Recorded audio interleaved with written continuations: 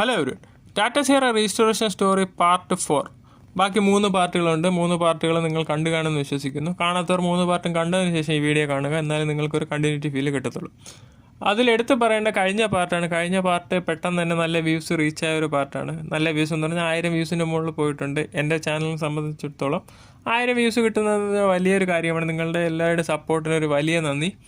അപ്പോൾ ഈ വീഡിയോയ്ക്കും ആ സപ്പോർട്ട് ലഭിക്കുമെന്ന് പ്രതീക്ഷിച്ചുകൊണ്ട് നമുക്ക് പാർട്ട് 4ലേക്ക് കിടക്കാം. ചാനലിലേക്ക് എല്ലാവർക്കും ഒന്നുകൂടെ സ്വാഗതം.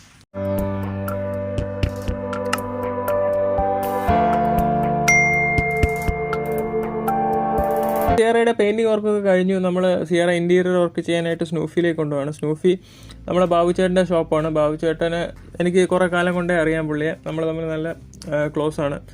അപ്പോൾ എൻ്റെ പഴയ സിയാറ, ഇതിന് മുമ്പത്തെ സിയാറയും പുള്ളിയാണ് ഇൻറ്റീരിയർ വർക്ക് ചെയ്തു തന്നത്. പുള്ളിയുടെ ഷോപ്പിൻ്റെ ലൊക്കേഷൻ വരുന്ന അഴകിയ മണ്ഡപത്താണ്. അഴകിയ മണ്ഡപം എന്ന് പറയുന്നത് മാർത്താണ്ഡ, കന്യാകുമാരി ഡിസ്ട്രിക്റ്റിലെ മാർത്താണ്ഡത്തിൽ നിന്ന് ഒരു 5 കിലോമീറ്റേഴ്സ് അപ്പുറത്താണ് അഴകിയ മണ്ഡപം എന്ന സ്ഥലം വരുന്നത്.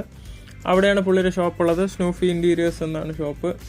അപ്പോൾ സ്നൂഫി യുവർ ചോയ്സ് എന്നാണ് ഷോപ്പിൻ്റെ പേര്. അപ്പോൾ പുള്ളി ബേസിക്കലി കോൺസെൻട്രേറ്റ് ചെയ്തിരിക്കുന്നത് seat covers, door trims, floor mat, door pad, roof liner, അങ്ങനെ പ്രീമിയം വർക്കിന് റൂഫ് ലൈനർ നമുക്ക് താഴ്ന്നു പോകുന്ന കംപ്ലൈൻ്റ് ഒക്കെ ഉണ്ടല്ലോ, അത് റൂഫ് ലൈനർ, കൂടാതെ ഡാഷ്ബോർഡ്, ലെതർ സ്റ്റിച്ചിങ്, അങ്ങനെ പല കാര്യങ്ങളും അവിടെ ചെയ്യുന്നുണ്ട്. കൂടാതെ അവർ കസ്റ്റമൈസ്ഡ് സോഫ്റ്റ്വെയർസും ചെയ്യുന്നുണ്ട്. ആ പുള്ളി ഏതാണ്ട് 10 കൊല്ലത്തോളം ആയി അഴകിയ മണ്ഡപത്തെ ഷോപ്പ് സ്റ്റാർട്ട് ചെയ്തിട്ട്. പ്രീവിയസ്ലി പുള്ളി വർക്ക് ചെയ്തിരുന്നത് സ്റ്റാൻലി, ഓവിയൻ, അങ്ങനെയുള്ള പല വലിയ ബ്രാൻഡ്സിൽ വർക്ക് ചെയ്തതിനു ശേഷമാണ് പുള്ളി സ്വന്തമായിട്ട് ബിസിനസ് സ്റ്റാർട്ട് ചെയ്യുന്നത്. അതുകൊണ്ട് സ്റ്റാൻലി, ഓവിയൻ എന്ന് പറയുമ്പോൾ നമുക്ക് ആ വർക്ക് ക്വാളിറ്റി അത്രയ്ക്കും സൂപ്പറായിരിക്കും. അവിടുത്തെ വർക്ക് ക്വാളിറ്റി കോസ്റ്റ്ലിയാണ്, പക്ഷേ work quality is very good. അതുകൊണ്ട് ആണ് നമ്മൾ സ്നൂഫി ചൂസ് ചെയ്തത്. അതിൻ്റെ സ്നൂഫിയുടെ പകുതി വിലയ്ക്ക് നമുക്ക് ഇപ്പോൾ പല സ്ഥലങ്ങളിലും ചെയ്യാനുള്ള ഓപ്ഷൻ ഉണ്ട്. പക്ഷേ ആ ഒരു ക്വാളിറ്റി ഒരിക്കലും കിട്ടത്തില്ല. ക്വാളിറ്റി ഡിമാൻഡ്സ് കോസ്റ്റ് എന്ന ഒരു ഫിലോസഫിയാണ് ഞാൻ അവിടെ കാണുന്നത്. അങ്ങനെ നമ്മൾ സ്നൂഫിയിൽ തന്നെ ഇൻറ്റീരിയർ വർക്ക് ചെയ്യാൻ പോകുന്നു. അപ്പോൾ ഇൻറ്റീരിയർ വർക്ക് ചെയ്യാൻ ആദ്യം നമ്മൾ റൂഫ് ചെയ്യാനാണ് തീരുമാനിക്കുന്നത്. റൂഫ് ചെയ്തിട്ട് ബാക്കി കാര്യങ്ങളൊക്കെ ഫിക്സ് ചെയ്തിട്ട് ബാക്കി കാര്യങ്ങൾ ചെയ്യാമെന്നായിരുന്നു പ്ലാൻ ചെയ്തിരുന്നത്. അപ്പോൾ റൂഫ് ഫിക്സ് ചെയ്യാനായിട്ട് സിയാറയിൽ തൊണ്ടയ്ക്കൊരു ചെറിയ പ്രശ്നമുണ്ട്. അപ്പോൾ സിയാറയിൽ റൂഫ് ഒറിജിനലി വരുന്നത് ഫാബ്രിക് റൂഫാണ്. ഫാബ്രിക് റൂഫ് വാഹനത്തിൽ തന്നെ അവൈലബിൾ ആയിരുന്നു. ഫാബ്രിക് റൂഫ് കുറേ കാലം കഴിയുമ്പോൾ അതൊരു പേപ്പർ ലൈക്ക് ആയി മാറിയിട്ടുണ്ട്. നമ്മളിങ്ങനെ ജസ്റ്റ് ഒന്ന് കീറിയാൽ തന്നെ അതൊരു പേപ്പർ കീറുന്ന പോലെ കീറി വരുമായിരുന്നു. ഫാബ്രിക് റൂഫ് ഞാൻ എല്ലാ പാർട്സ് റിമൂവ് ചെയ്ത സമയത്ത് തന്നെ അത് കീറാതെ തന്നെ മാക്സിമം നല്ല രീതിയിൽ അതിനെ ഇളക്കി വെച്ചിട്ടുണ്ടായിരുന്നു. കൂടാതെ അതിൻ്റെ ഉള്ളിൽ മെറ്റൽ റോഡ് വരുന്നുണ്ട് ഈ റൂഫ് ഫിക്സ് ചെയ്യാനായിട്ട്. അത് കുറച്ച് റസ്റ്റഡൊക്കെ ആയിരുന്നു. അതൊക്കെ ക്ലീൻ ചെയ്ത് പ്രൈമർ അടിച്ച് പെയിൻറ്റ് ചെയ്ത് വെച്ചിട്ടുണ്ടായിരുന്നു അതും. അപ്പോൾ അതും ഞാൻ കൊണ്ടുവന്നു.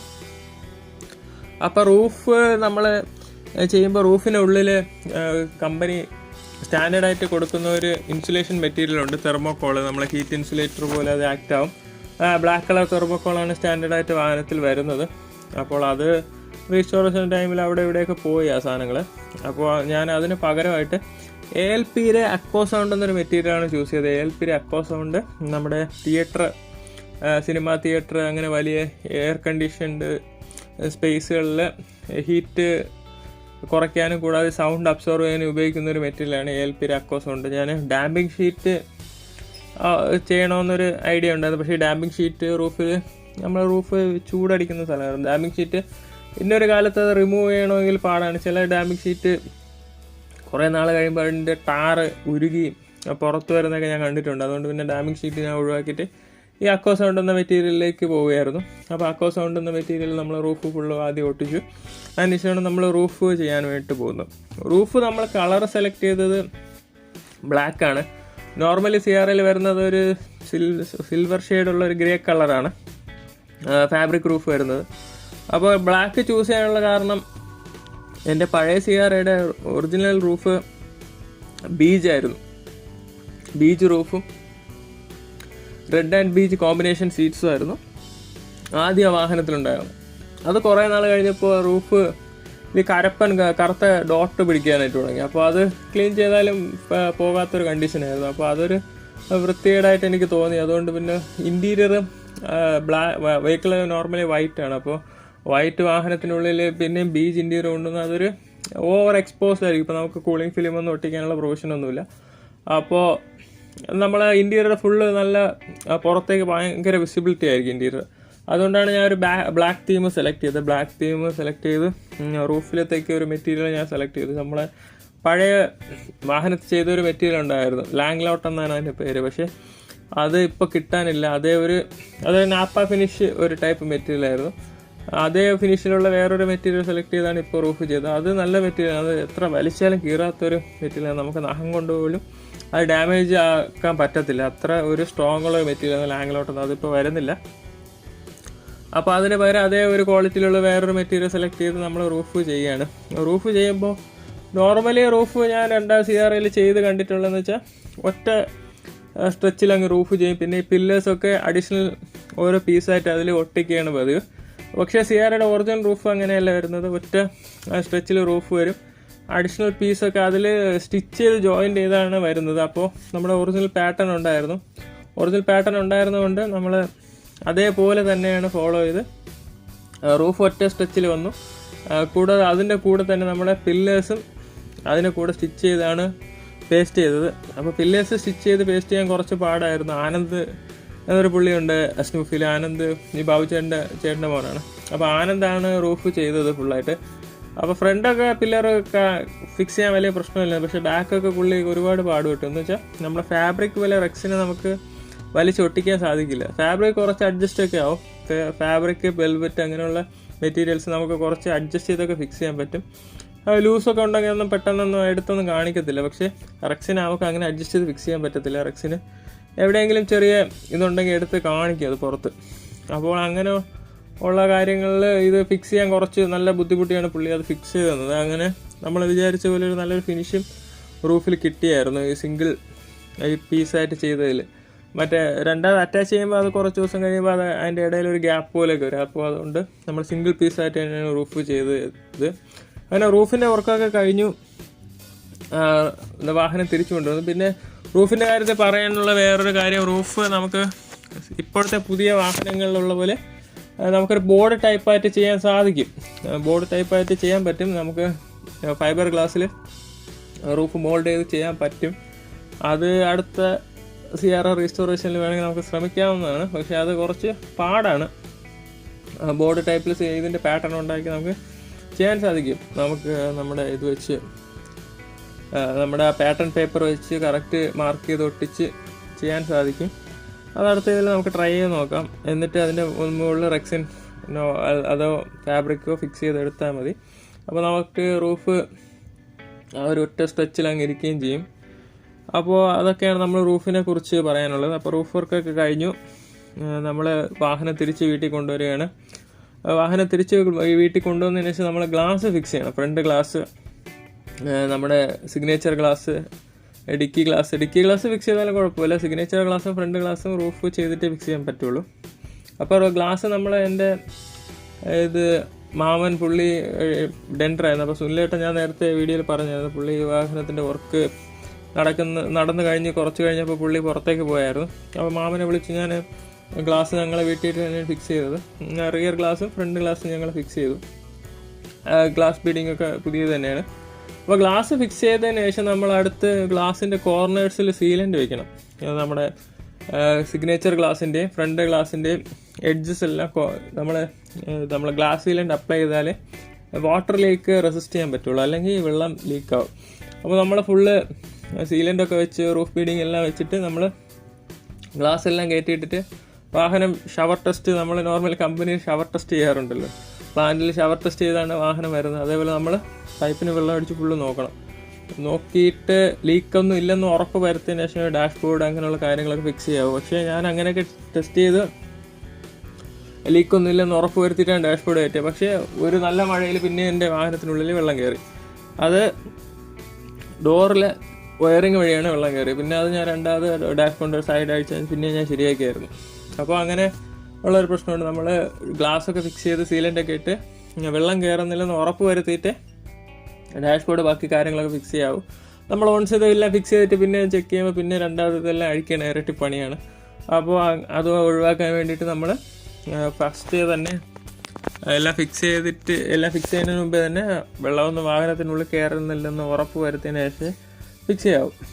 അപ്പോൾ നമ്മൾ ഡോർ പാഡ് എന്നല്ല, ഡാഷ്ബോർഡൊക്കെ ഫിക്സ് ചെയ്യാനുണ്ട്. അപ്പോൾ നമ്മൾ ഗ്ലാസ്സൊക്കെ ഫിക്സ് ചെയ്ത് ലീക്കില്ല എന്ന് ഉറപ്പ് വരുത്തിയതിന് ശേഷം നമ്മൾ ഡാഷ്ബോർഡിൻ്റെ ഫ്രണ്ടിൽ ആ ഫയർ വാൾ ഇൻസുലേഷനൊക്കെ ഫിക്സ് ചെയ്തു.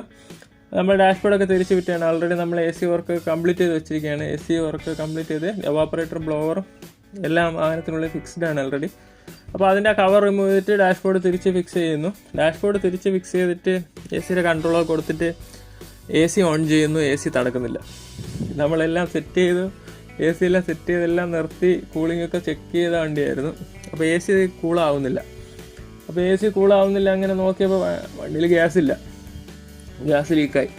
അങ്ങനെ ഗ്യാസ് ലീക്ക് ഞങ്ങൾ ചെക്ക് ചെയ്ത് വന്നപ്പോൾ ഗ്യാസ് ലീക്ക് കണ്ടത് കംപ്രസറിൻ്റെ ലോ പ്രഷർ പൈപ്പിൽ ലീക്ക് കണ്ടു. ലോ പ്രഷർ പൈപ്പ് നമ്മൾ മോഡിഫൈ ചെയ്തായിരുന്നു. ലോ പ്രഷർ പൈപ്പിൽ നമ്മൾ റബ്ബർ പൈപ്പ് ക്രിമ്പ് ചെയ്താണ് എടുത്തിട്ടുണ്ട്. ആ ക്രിമ്പിങ്ങിൽ എന്തോ ഒരു മിസ്റ്റേക്ക് പറ്റിയാണ് അത് ലീക്കായത്. പിന്നെ നമ്മളത് രണ്ടാമത് അഴിച്ച് റീക്രിമ്പ് ചെയ്തിട്ട് ഗ്യാസ് ഫില്ല് ചെയ്തു. അപ്പോൾ AC പ്രശ്നം ഒരുവിധം സോൾവായി. പിന്നെ ഇലക്ട്രിക്കൽ വർക്ക് ചെറുതുണ്ടായിരുന്നു, അത് ഞാൻ പാരലൽ ചെയ്തുകൊണ്ടിരിക്കുകയായിരുന്നു.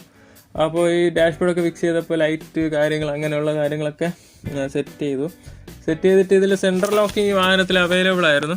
സെൻട്രൽ ലോക്ക് നമ്മളെ ഇളക്കി ഫുള്ള് പൊളിച്ച് നോക്കി ഒന്നുകൂടെ റീസെറ്റ് ചെയ്ത് എന്നിട്ടും സെൻട്രൽ ലോക്ക് വർക്കാവും.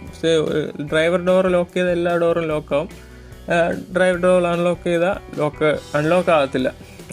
കോ ഡ്രൈവർ സൈഡ് ലോക്ക് ചെയ്ത അൺലോക്ക് ആകത്തില്ല. അത് എത്ര അഡ്ജസ്റ്റ് ചെയ്തിട്ട് അത് ശരിയാവുന്നില്ല. അപ്പോൾ അങ്ങനെ അതിൻ്റെ ഒറിജിനൽ സെൻട്രൽ ലോക്ക് യൂണിറ്റ് തന്നെയാണ് CRIയിൽ ഉണ്ടായിരുന്നത്.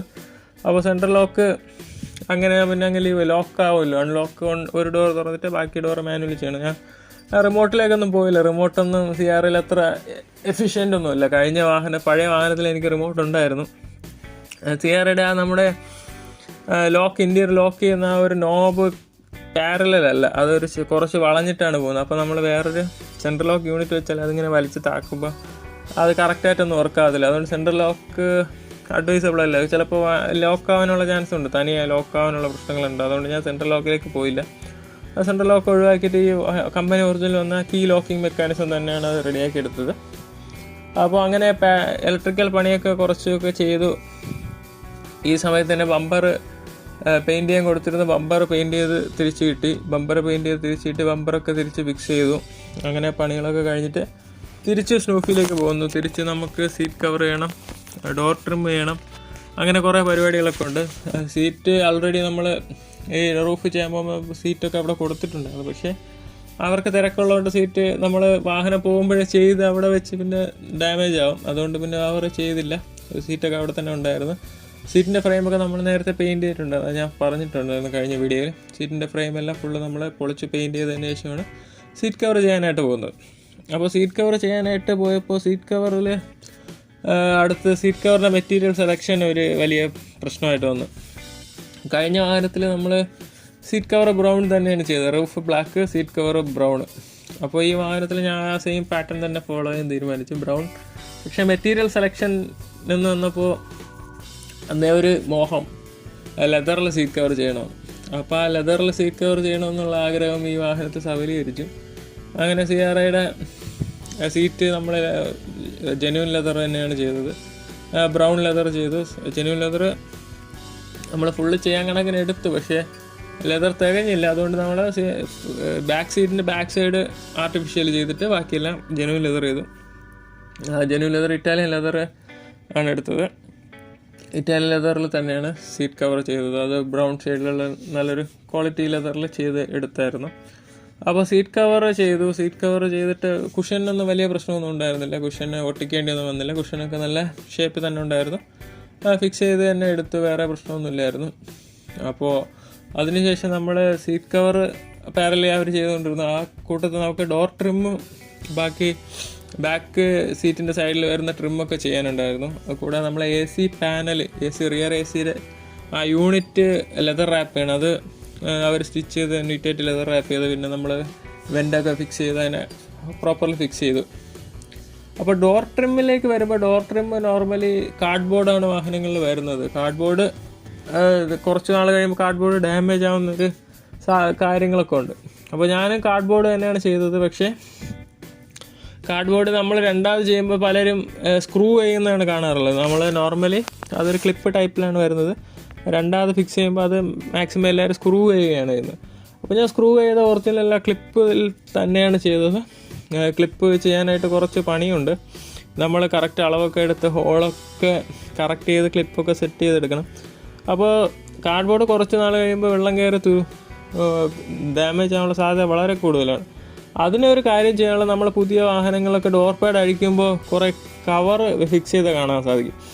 അതേപോലെ നമ്മൾ സിയറ പണ്ട് ഇറങ്ങിയപ്പോൾ കവർ വന്നതായിരിക്കും, അത് ആരെങ്കിലുമൊക്കെ ഇളക്കി കളഞ്ഞതായിരിക്കും. അപ്പോൾ അത് സീലൻ്റ് വെച്ച് ഞാൻ ഫുള്ള് കവർ ഫിക്സ് ചെയ്തിട്ടാണ് ഡോർ പാഡ് ഫിക്സ് ചെയ്യുക. അപ്പോൾ അങ്ങനെ വെള്ളം കയറിയാൽ നശിക്കാനുള്ള ചാൻസ് വളരെ കുറവാണ്. അപ്പോൾ ഡോർ പാഡ് ഫിക്സ് ചെയ്യാൻ കുറച്ച് പണിയാണ്. അത് നമ്മൾ കറക്റ്റ് കട്ട് ചെയ്ത് അതിൻ്റെ ഹോളൊക്കെ കറക്റ്റ് ചെയ്ത് രാഗി ബട്ടണൊക്കെ കറക്റ്റ് ചെയ്തെടുക്കണമെങ്കിൽ കുറേ പണിപ്പെട്ട പണിയാണ്. അത് ഞാൻ തന്നെയാണ് ഡോർ പാഡിൻ്റെ ഇതൊക്കെ കറക്റ്റ് ചെയ്ത്. അവർ ജസ്റ്റ് റെക്സിന് വെച്ച് കവർ ചെയ്ത് തന്നേ ഉള്ളൂ. അവർ നോർമലി ചെയ്യുന്നത് സ്ക്രൂ വെച്ചാണ്, അതാകുമ്പോൾ പണി എളുപ്പമാണ്.